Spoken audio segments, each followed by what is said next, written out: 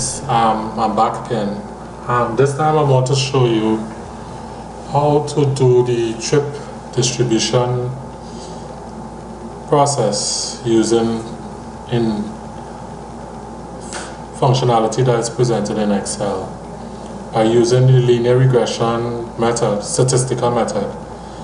You will be able to see how easy it is to do this exercise. Along the way, I'll try my best to explain what your regression is, what your coefficients, and other parameters that you need to know. Alright, it's now 9:06 p.m. and I'm missing my Brazil-Chile game to record this. So I hope you appreciate it and I hope you follow along. Alright, so the first thing we want to do is to create the matrix, and I'm going to create the matrix, correlation matrix on this sheet. So we go to data, data analysis. Now the previous videos have shown you how to get this. If not, just check back my videos from before and it will show you how to do this. You go to correlation, press OK. Input range will be the full data set. Labels in the first row, so it will display your labels for the columns. Output range, I'm going to put it on the sheet right next to the data. Right here, that's fine. I press OK. Correlation having trouble to offset input and output. Let's see what's going on. Columns. Oh, the input range. Sorry, I made a mistake. I ended up clicking on this cell, so I'm going to do it over. The input range should be right, and it should work now. Okay. Alright, so there you have it. Just to make this visible, easy to read, I guess. Yeah. Let me just format the numbering system. The 2 decimal places fine. Great. Yeah, that's it. Alright, so if you look at x1, x2 in correlation to x1 is good. We will ignore x3 and x4, and your dependent variable, which is in this column, is y, is the peak of our trip attracted. So if you look at x1, x1 is fine because you have x2, so x2 is the independent variable and y is the dependent. So if you remember the slide, this is the format it takes. So for x1, it's going to look like some constant plus a coefficient by x1 is equal to y. Alright?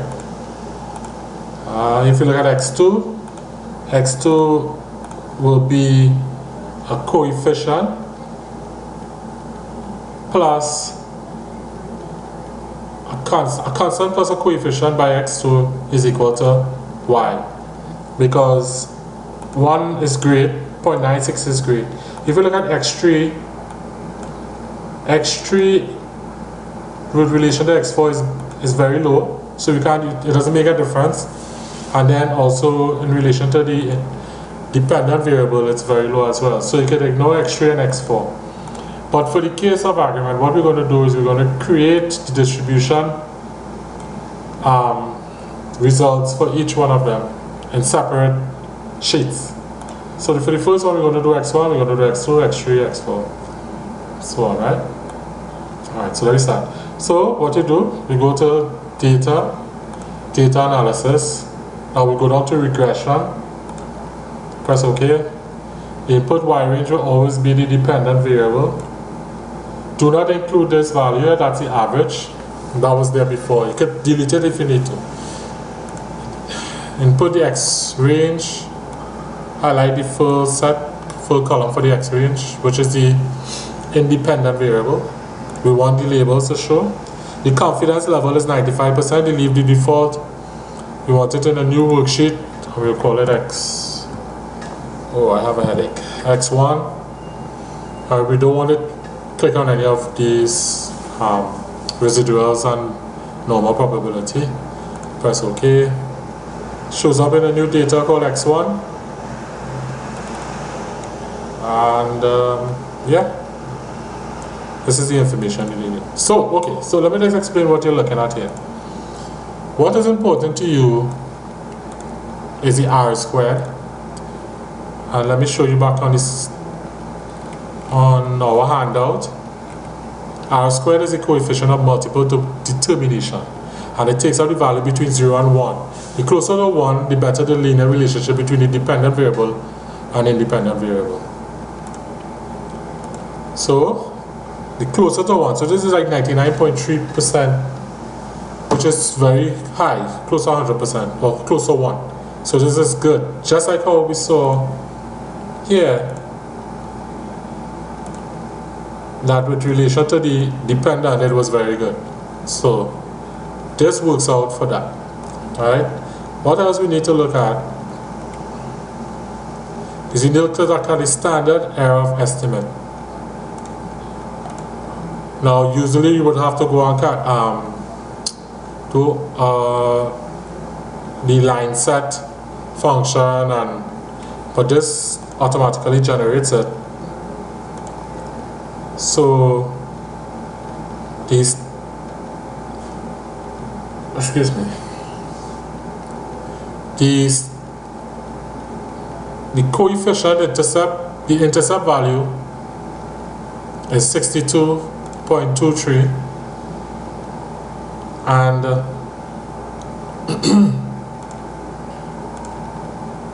sorry,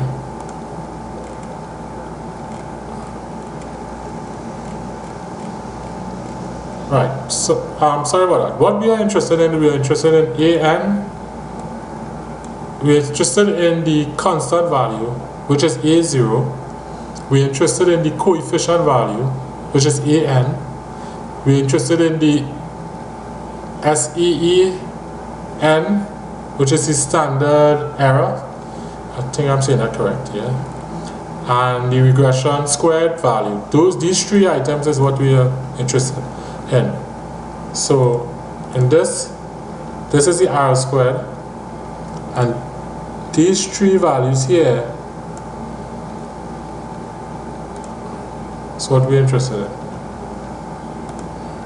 This coefficient 0.92, if you go to the example we did in class, the coefficient of determination was determined to be 0.993, right? And the R value was 0.9928 whatever.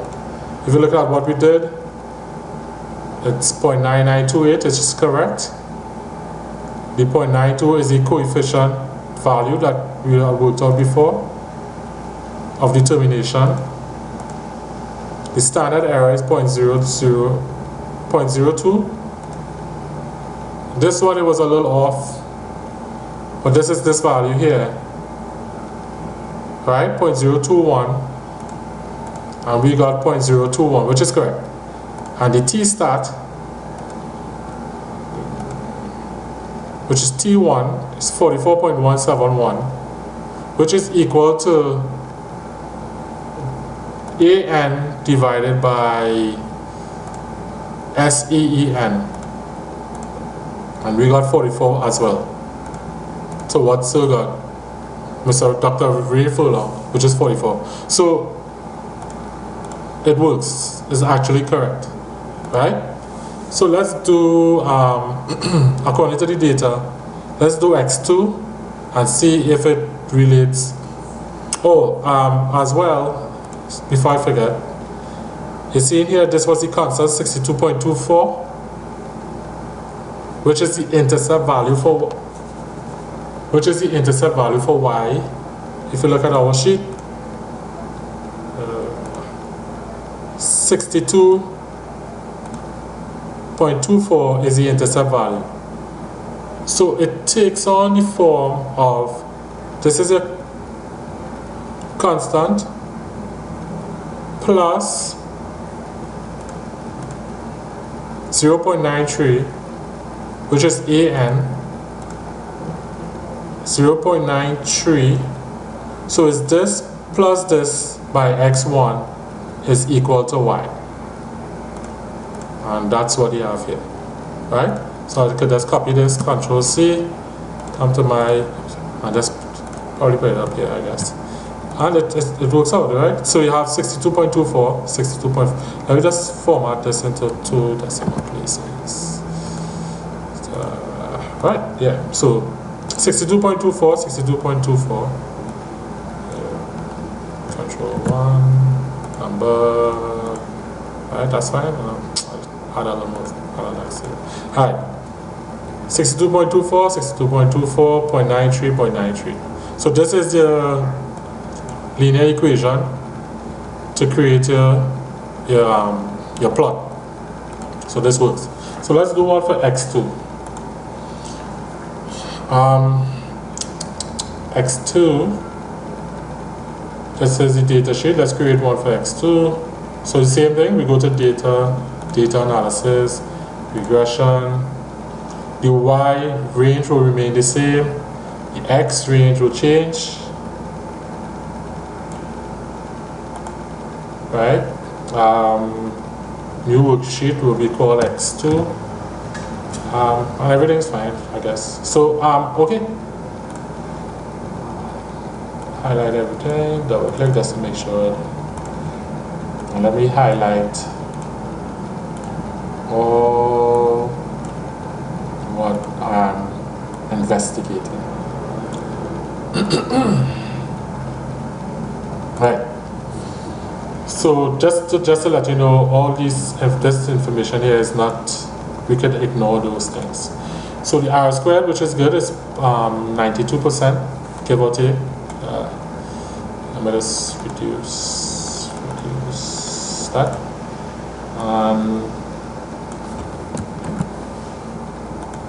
Just a little formatting here, don't worry about it. Alright, so the intercept here is 507.65. Right, let's look at what we had before. 507. Let me just copy this so we don't have to keep going back and forth. Yeah, and let's go back to here and let's place it somewhere here. Alright, so 507.7 correct, 0.98 correct.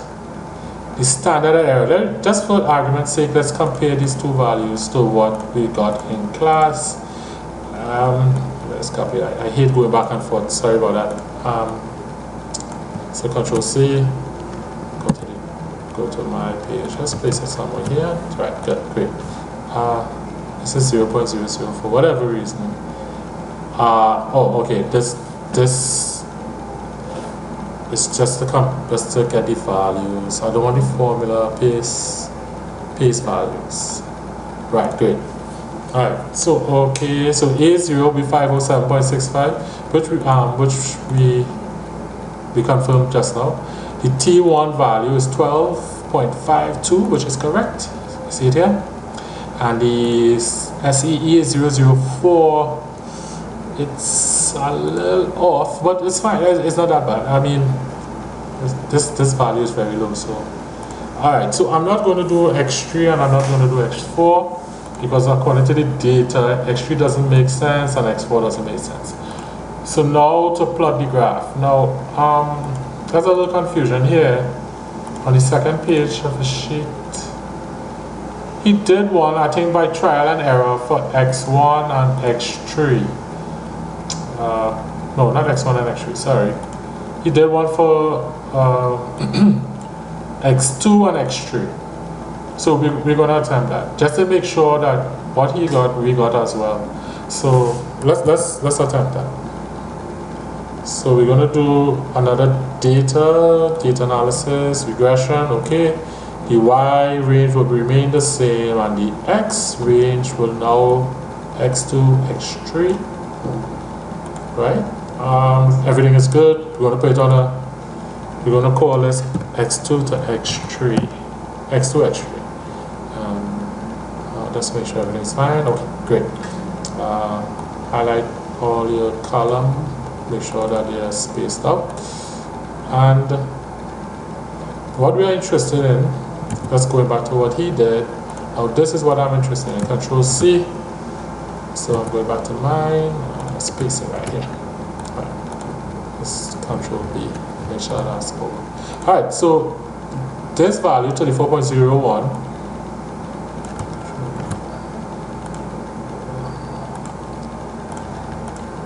this value here, it's your constant, your intercept value. It's correct. For x2, it's 0.89, 0.89, and for x3 is 1.26. I don't know how that got here, but that's really supposed to be 1.2. It's probably how I copied it. Let's double check. Let's go back to what you have. That's an error, that's a typo, that's not supposed to be, it's supposed to be 1.26. Alright, so we are correct and we are on the same, we are good, we are actually good, right? So it just goes to show, now this R² is a regression for both independent variables, right? So it's difficult to tell what is the actual values for these individually, x2 and x3. Now the last thing we're going to do is to create the plot. So what we're going to do is going to create it based on the on x2 and x3. So what I'm going to do is I'm going to delete this. Yes, and I'm going to create it once more. But this time, given the option to create a plot, that's fine. And this time, normal probability, we're going to give it a plot. I have never played around with these, so I can't tell you. You can play around and see what results you get. So we're going to do it again. Yeah. Alright, so these values we looked at before. This is your plot. Right, up to 100. And this is supposed to be up to 10,000, I think. And this is the data, the probability output. Shows you in percentiles and the peak hour trip attracted. What I'd suggest you do is that you practice it, and when Dr. Furlong returns to class, ask him to explain the information a little better, where we understand what is going on and we are not doing anything by guess. Alright, so that's me right there. I hope I haven't gone over my time, and I hope it's a little better to understand and it's easy for you to generate your results. For those who are asking in class how to go about doing this, send me a message via email, odaidapolad@gmail.com, or you can respond to me on the video via comments. But don't forget to hit the like button. Alright, bye.